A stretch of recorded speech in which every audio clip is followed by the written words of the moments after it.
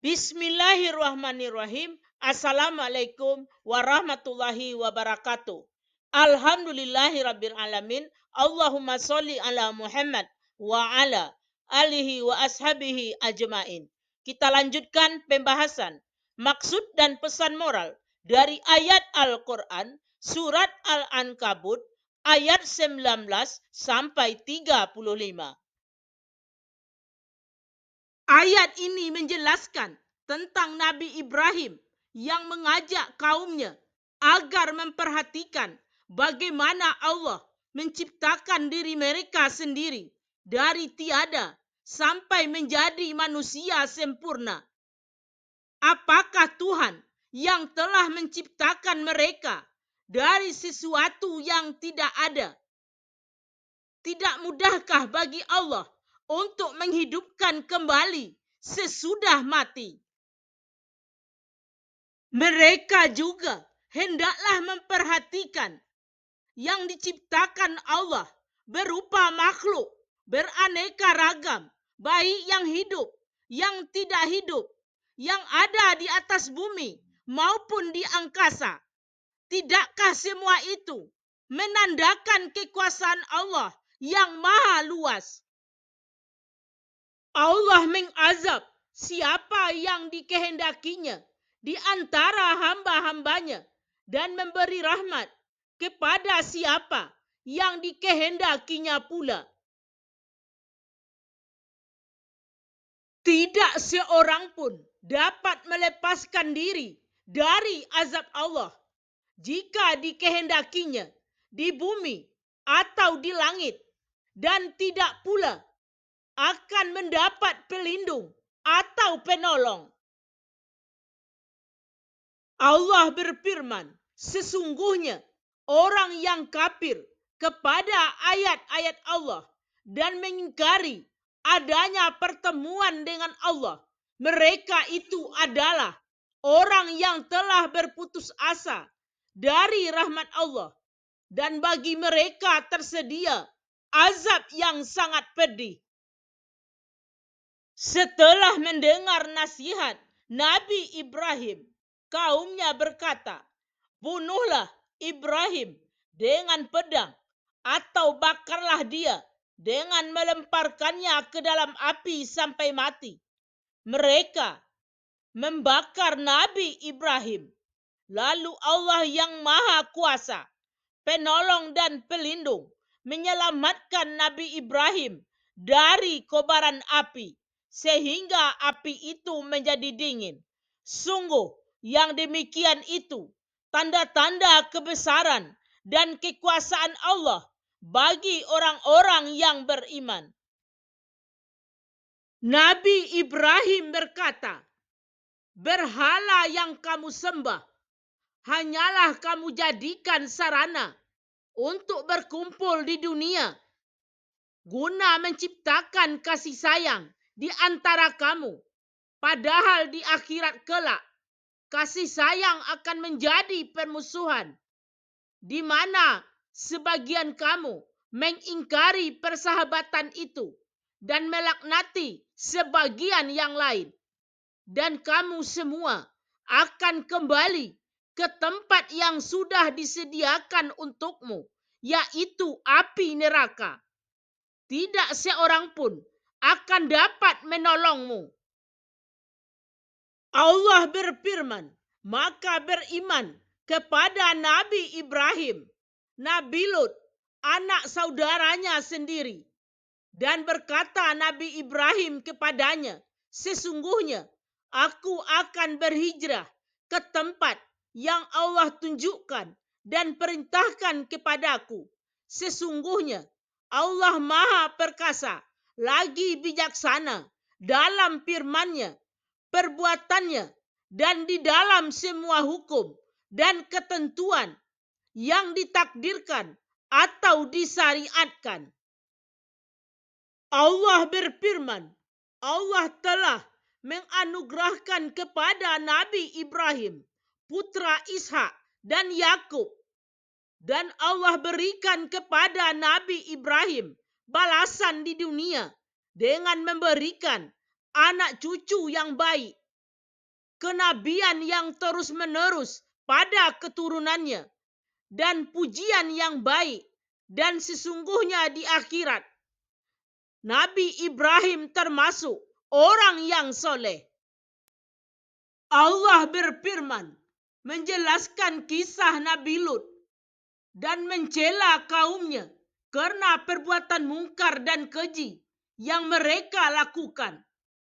Perbuatan yang menandakan hilangnya pegangan moral dan akhlak mereka sudah sangat jauh tersesat dari petunjuk Allah yang dibawa oleh rasul-rasul sebelum Nabi Lut.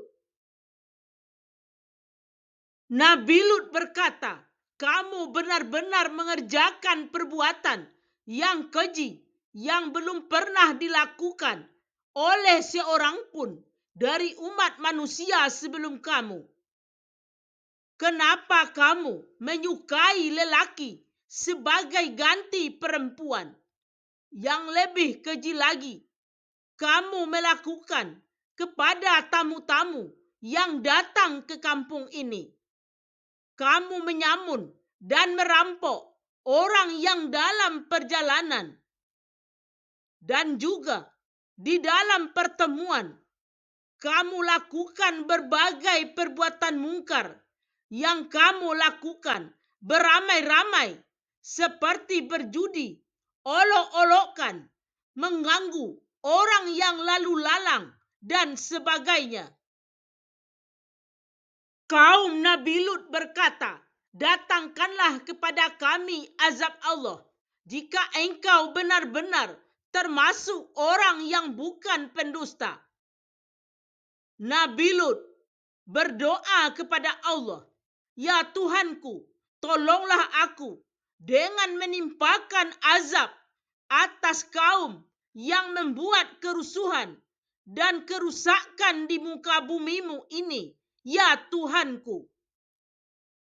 Allah mengutus malaikat dan mampir terlebih dahulu ke tempat Nabi Ibrahim dengan menyamar sebagai tamu yang dilayani oleh Nabi Ibrahim. Akhirnya Nabi Ibrahim mengetahui bahwa tamunya bukanlah orang biasa karena makanan yang dihidangkan tidak mereka sentuh. Lalu malaikat berkata, "Sebenarnya kami membawa kabar gembira kepada engkau, wahai Ibrahim, bahwa engkau akan diberikan seorang anak laki-laki dari istrimu Sarah yang juga hadir dalam pertemuan itu. Kami diutus oleh Allah untuk pergi ke negeri Sodom, membinasakan penduduknya yang bergelimang dengan perbuatan mungkar dan berbagai maksiat." Berkata Nabi Ibrahim, "Di antara penduduk Sodom terdapat anak keponakanku, yaitu Lut." Para malaikat menjawab, "Kami lebih tahu siapa saja yang ada di negeri itu. Nabi Lut akan kami selamatkan bersama keluarganya, kecuali istrinya, termasuk golongan yang dibinasakan karena sependirian dengan kaum Lut yang kafir dan durhaka itu." Dari tempat Nabi Ibrahim, para malaikat meneruskan perjalanannya ke negeri Sodom dan bertemu dengan Nabi Lut. Mereka menyamar sebagai pemuda yang gagah. Nabi Lut merasa susah dan resah, takut tamunya akan diganggu oleh kaumnya.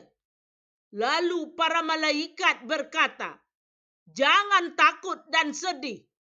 Kami diutus oleh Allah untuk menimpakan azab kepada penduduk kota ini yang akan dibinasakan semuanya kecuali engkau dan keluargamu. Selain istrimu sendiri turut dibinasakan." Malaikat Jibril mengangkat kota Sodom dan penduduknya ke udara, lalu melemparkan ke tanah sehingga menjadi hancur lebur. Kota Sodom menjadi sebuah danau yang berbau busuk. Peristiwa binasanya kaum Nabi Lut menjadi pelajaran bagi umat manusia yang datang kemudian. Pelajaran yang dapat diambil dari surat Al-Ankabut ayat 19 sampai 35. Yang pertama, barang siapa yang kafir terhadap ayat-ayat Allah dan mengingkari pertemuan dengan Allah, maka mereka akan mendapat azab yang pedih. Yang kedua, Allah menyelamatkan Nabi Ibrahim ketika dibakar oleh kaumnya. Yang ketiga, umat Nabi Lut dibinasakan oleh Allah Subhanahu wa taala karena melakukan perbuatan keji, yaitu homoseksual. Hal ini menjadi pelajaran bagi umat manusia. Demikianlah maksud dan pesan moral dari ayat Al-Quran surat Al-Ankabut ayat 19 sampai 35. Alhamdulillahirabbil alamin. Assalamualaikum warahmatullahi wabarakatuh.